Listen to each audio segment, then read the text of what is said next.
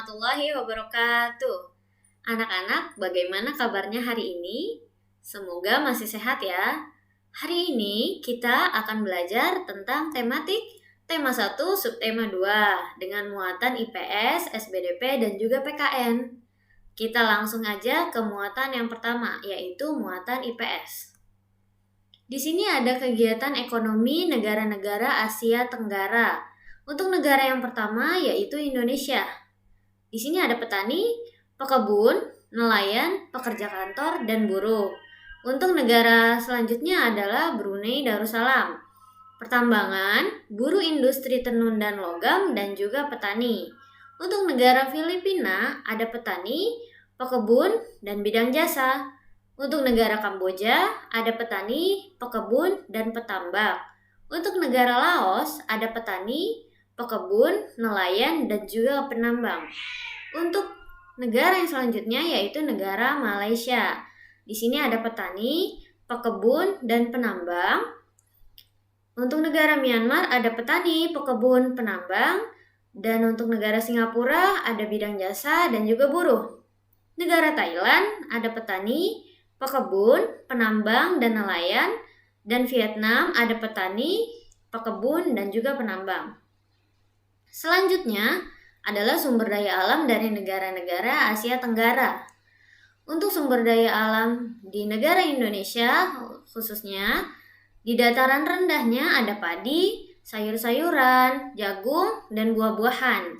Untuk dataran tingginya ada teh, kopi, kina, cengkih, dan juga kelapa sawit. Untuk di pesisir pantainya ada ikan, udang, tuna, dan cakalang. Dan di hutannya ada kayu jati, rotan, dan juga karet.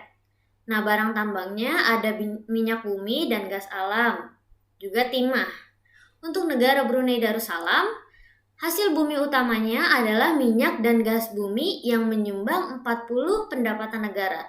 Jadi, 40% pendapatan negara ini dihasilkan dari minyak bumi dan gas bumi.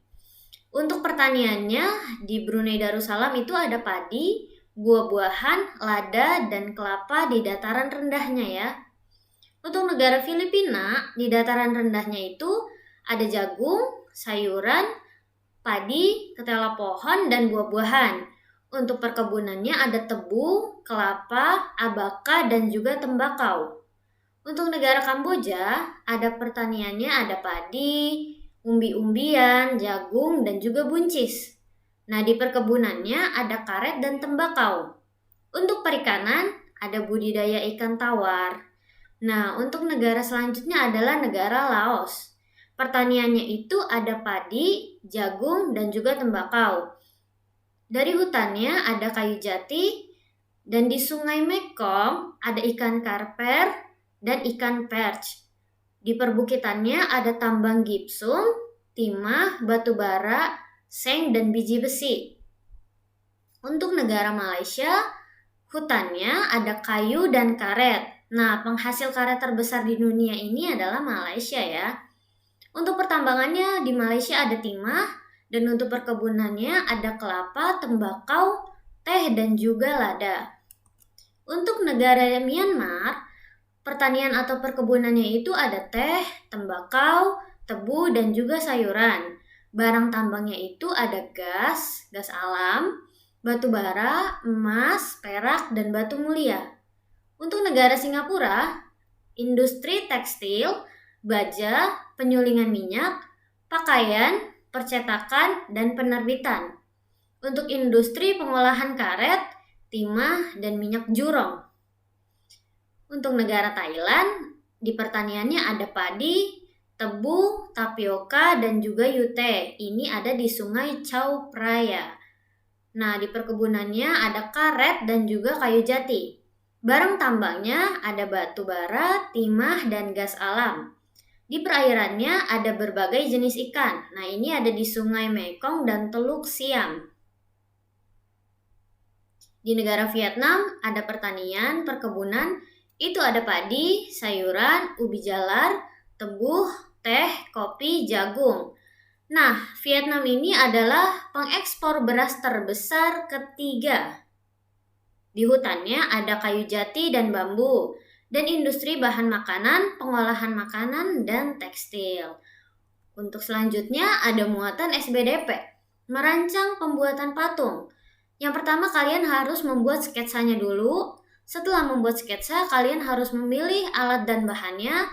Dan setelah memilih alat dan bahan, kalian boleh memilih teknik pembuatannya. Merancang pembuatan patung. Yang pertama tadi ada membuat sketsa. Sketsa ini adalah gambar kasar yang bersifat sementara. Sketsa biasanya berupa goresan sederhana menggunakan pensil yang menggambarkan bentuk patung yang diinginkan. Jadi sebelum kalian membuat patung, kalian harus terlebih dahulu membuat sketsanya. Jika kalian ingin membuat patung mobil, kalian bisa membuat atau menggambar sketsa mobil di kertas dulu menggunakan pensil, dan kemudian melangkah ke langkah selanjutnya yaitu memilih alat dan bahannya. Di sini alat dan bahan untuk pembuatan patung itu ada dua, ada lunak dan juga ada kasar. Untuk bahan lunaknya ada tanah liat, lilin, plastisin, gips, dan juga semen. Dan untuk bahan kerasnya ada batu, kayu, dan juga marmer. Dan setelah kalian memilih alat dan bahan yang akan digunakan untuk pembuatan patung ini, kalian harus memilih teknik pembuatannya. Dan teknik pembuatannya ini harus sesuai dengan alat dan bahan yang kalian gunakan.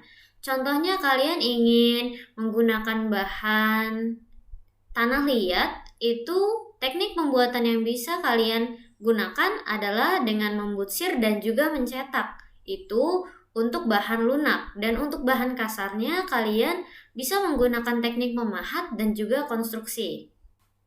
Untuk selanjutnya adalah muatan PKN, menjelaskan penerapan sila keempat Pancasila dalam kehidupan sehari-hari.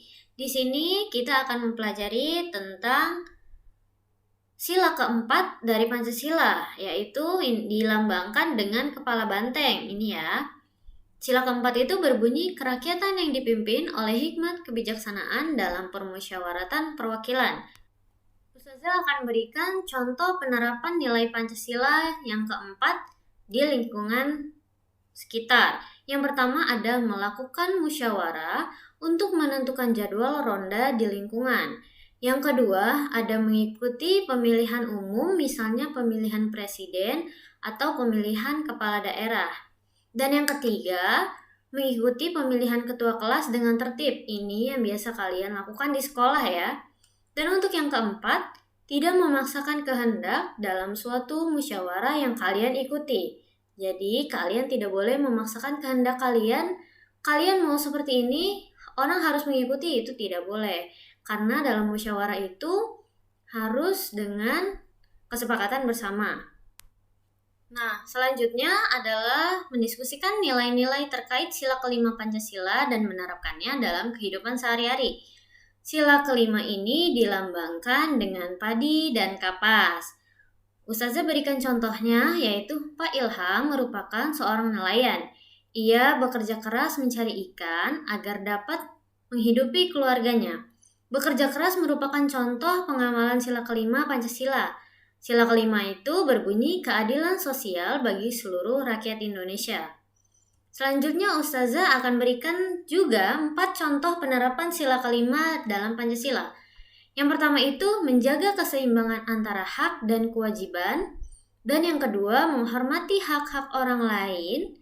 Yang ketiga suka memberi pertolongan kepada orang lain. Dan yang keempat tidak bersifat boros dan bergaya hidup mewah. Nah, pelajaran hari ini Ustazah cukupkan. Jika ada yang ingin bertanya, boleh japri ke Ustazah. Dan untuk tugas-tugasnya jangan lupa dikerjakan dan dikumpulkan dengan tepat waktu. Tunggu pertemuan selanjutnya ya. Wassalamualaikum warahmatullahi wabarakatuh. Dadah.